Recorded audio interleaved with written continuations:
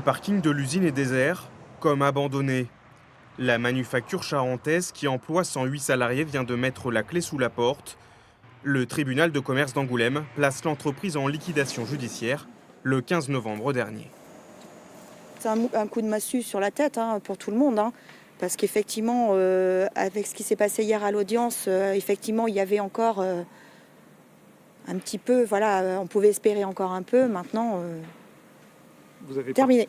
Cette liquidation marque le triste épilogue d'une saga vieille d'un siècle, celle de l'entreprise Rondino et de la célèbre charentaise. Elle signe aussi l'échec du rachat en juillet 2018 par l'ex-ministre Renaud Dutreil, ici, aux côtés du Premier ministre Édouard Philippe, en mai dernier. On se retrouve avec une gabegie absolument énorme, avec des gens qui n'ont pas assuré, qui ont effectivement ce que je pourrais appeler joué à l'entreprise. Ils se sont trouvés avec un financement, une affaire qui se présentait, des éléments qui auraient pu leur permettre de penser qu'en investissant un peu d'argent, tout se passerait bien, mais on n'avait pas affaire à des capitaines d'industrie. Car très vite, les comptes sont dans le rouge, le chiffre d'affaires en chute libre. Quelques instants après la liquidation, certains salariés veulent pourtant croire à un nouveau rebond. Ils envisagent une reprise de la manufacture charentaise. Maintenant qu'il n'y a plus de solution, on va proposer quelque chose, nous, avec nos petites épaules de salariés, avec des partenaires qu'on a déjà commencé un petit peu à identifier. Et ils ne sont pas les seuls à imaginer des jours meilleurs. Olivier Rondino, le neveu de l'ancien propriétaire et un associé, ont eux aussi leur projet. Ils comptent créer une toute nouvelle entreprise et repartir de zéro. Nous avons la mise en place d'un atelier avec un nouveau bâtiment, donc on rompt complètement avec le passé.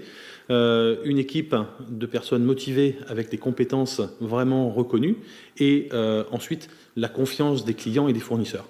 L'investisseur peut s'appuyer sur le savoir-faire charentais et notamment le fameux cousu retourné, une technique originelle qui bénéficie depuis mars dernier d'une protection géographique. Et peut-on espérer cette reprise d'activité? Nous allons en parler avec un des acteurs économiques du secteur, le président de la communauté de communes de La Rochefoucauld, Jean-Marc Brouillet. Bonsoir. Alors d'abord un mot sur la liquidation de la manufacture. Selon vous, c'est dû à quoi? Avant tout à des erreurs humaines? Alors, bonsoir. Je pense que c'est des erreurs humaines, voire de l'incompétence, parce que reprendre 4 entreprises sur un site, ça nous a fait rêver. À mon avis, une entreprise de trop a été reprise. Les ramener sur un site où il y avait 800 employés à une certaine époque, mettre 100 employés avec un loyer qui, à mon avis, était trop cher. Déjà, on commence. Le modèle économique n'était pas bon dès l'origine. Et alors là, vous visez qui? C'est plutôt Renaud Dutreil qui a racheté ou plutôt le directeur? Alors là, c'est Renaud Dutreil qui a racheté ces 4 entreprises et qui les a ramenées sur le site d'origine. C'est la maison mère qui était la maison Rondino sur la commune de Rivière. Est-ce qu'il peut y avoir des suites judiciaires dans cette affaire? Je ne sais pas s'il y aura de suite judiciaire, mais je pense qu'il serait bon quand même que les employés déjà sachent un petit peu ce qui s'est passé tout au long de ces 18 mois, avec plus de 18 mois, parce qu'on peut se poser des questions sur certaines affaires qui se sont passées à l'intérieur de cette nouvelle entreprise. Alors concernant l'avenir, est-ce qu'il y a toujours une demande pour des charentaises de Charente qui seraient fabriquées avec la technique du cousu retourné? Est-ce que c'est viable? Alors, le cousu retourné, c'est une technique particulière. C'est un savoir-faire charentais et de notre secteur de campagne. Et nous y tenons beaucoup. Moi, personnellement, j'y tiens. Il y a facilement de la demande, puisque Olivier Rondino démarre une entreprise avec des clients, des fournisseurs. Donc, il y a vraiment une demande. C'est une technique, c'est de la chaussure de haut de gamme, on va dire, même si c'est des pantoufles. Donc, il y a de la demande, oui. Il y a un autre groupe de salariés qui serait potentiellement intéressé. Est-ce que ça peut aller jusqu'au bout? Est-ce qu'il y a de la place pour tout le monde déjà?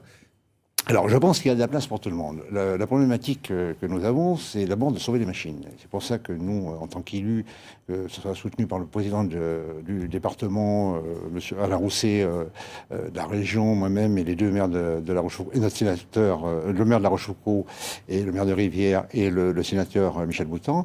Nous avons écrit un premier courrier pour le liquidateur. Attention que les machines ne partent pas, parce que ce sont des machines uniques qui ne se fabriquent plus. Et le deuxième courrier, c'est d'attendre jusqu'au 30 avril, de donner un petit peu du temps à tous ces repreneurs potentiels. Sur le projet aujourd'hui, le projet d'Olivier Rondino, vous le connaissez, vous en avez parlé, donc avec 2 machines que lui possède déjà, donc il peut redémarrer très rapidement. Après, sur les autres projets, aujourd'hui, j'ai pas beaucoup d'informations. Mais vous serez là pour les aider s'il y a alors, on besoin. sera pour les aider, soit pour leur mettre des bâtiments à disposition, parce que nous avons fait l'historique des bâtiments, enfin l'historique, le point des bâtiments que nous pouvions mettre à disposition des entreprises. Mais pour monter un projet, il faut déjà des machines, il faut le personnel qualifié, et il faut quelque chose de très important, le technicien de maintenance, parce qu'une machine, ça tombe en panne. Et donc, vous serez vigilant sur ce point-là. On sera très vigilant. Merci beaucoup, Jean-Marc Brouillet. Vous êtes président de la communauté de communes de La Rochefoucauld en Charente.